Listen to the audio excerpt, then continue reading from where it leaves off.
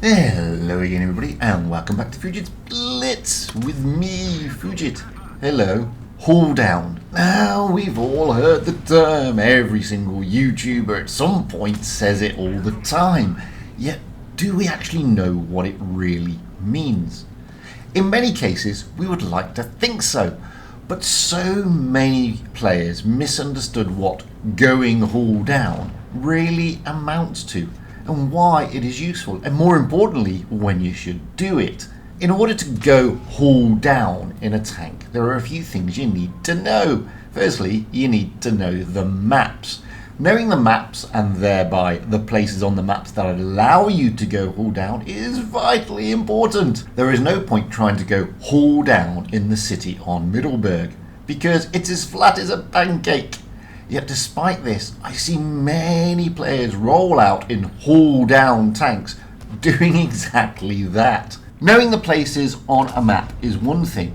The most important thing of all, however, is knowing the actual tank that you are driving. Now this is something completely different and, as I said, extremely important. Every tank in Blitz has some characteristics, things that make it stronger. With strength, however, means that some other aspect of the tank needs to suffer. Now let's take the Leo 1 as a prime example. It has an incredibly accurate gun. It's got really good mobility, really good camo profile, and above all, great DPM. All these things are the strengths of the tank, the thing that make the tank strong. But in order to get these strengths, it must sacrifice something. And what the Leo sacrifices is armor, thus making the tank incredibly vulnerable. Not every tank in Blitz has the capability to go hull down, so to speak. For a tank to be successful at hull down, it needs two things: good gun depression and strong frontal armor, both turret and hull. Without either of those things, the tank can still go hull down, but the outcome won't necessarily be the same. So let's take the mouse as a prime example. Now the mouse has a very weak bottom plate, but it's notoriously difficult to get. However, you can go hull down and hide that bottom plate. Thing is, the cheeks are still open, especially to Pramo, so there's little point in actually trying to maneuver your mouse to a hull down position. You're better off trying to angle instead. However, this is not the video that we're going to be studying. The replay we're going to look at is me rolling out in the Kfpz 50T, a collector that is found in tier 10, and it sits in the German line, and it's a medium, and that is the video we're going to look at. Why? Because I think it's a good example of going hull down. So here we are rolling out in the Kfpz 50T, the German tier 10 medium tank, on Canal. Now we've spawned in the south spawn close to the tracks, which is a typical med spawn for this side of the map. After reading the lineup, I can see they have quite a lot of mobility. In fact, they only have two heavies. The majority of their tanks are mediums, and therefore I know, or I can anticipate, that they're going to be coming round by that decap area. I also know there are some really good hull down positions in that area where I can use the strengths of this tank, namely its strong frontal armor, in particular the turret. The tank also has really good gun depression. So what I'm going to do now, I'm going to show you its armor profile so we can get a better understanding of its frontal armor.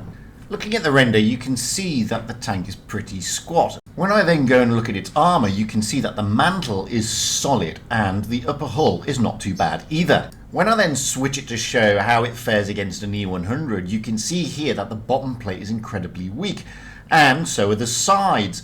But this is a hull down tank, and therefore you shouldn't be showing your sides, and you certainly shouldn't be showing that bottom plate.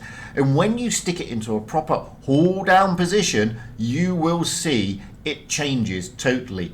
And there you go. The turret is solid. The upper glacier's plate is now solid, because you should be hiding that bottom plate, and they should be finding it difficult to pen that little hatch or the little observation port on the top of the turret. Jumping back into the replay, you can see I've picked an area of the map where I can use the gun depression, therefore making that turret armor do its job. Of course I'm worried about flanking, and more importantly, I'm worried about the team behind me. But you're not going to really get a proper picture of what it means to go hull down unless you see what it looks like to the enemy, and that's what I'm going to show you now. Jumping into free cam will give you a better impression, a better idea of what it actually means to go hull down. So this is the tank in the position that I'm in. I'm pulling away to try and get to where the enemy's position is, and you will then see exactly what I'm talking about. All the enemy can see is that. They can only see the small part of my upper glacis plate and my turret. There is the observation port, but if you wiggle the turret around, that's going to be difficult to pen. That is what we mean by hull down. That's all we mean by hull down. So you can see just from that overhead how important it is to know your tank, because knowing your tank allows you to make these decisions of where to stick your tank and how to use the tank's strengths and try your very best to eliminate the weaknesses.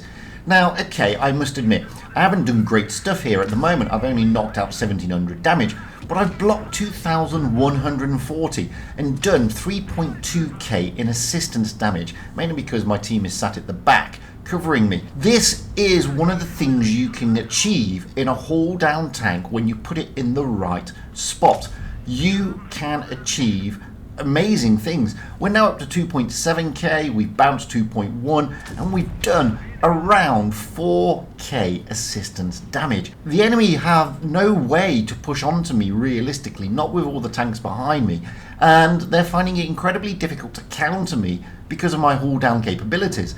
That turret is rock solid, and as I say, when you get your tank into positions like this, and it is a true hull down tank, then you are really going to be a menace to the enemy.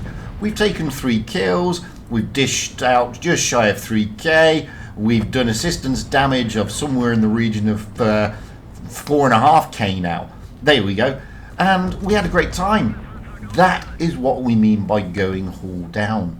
So the next time you attempt to roll out in a tank, look at its parameters, see what the armor profile is, see what its gun depression is, and know your maps, because even you will be able to do games like that, hold a line and be an absolute menace to the enemy team.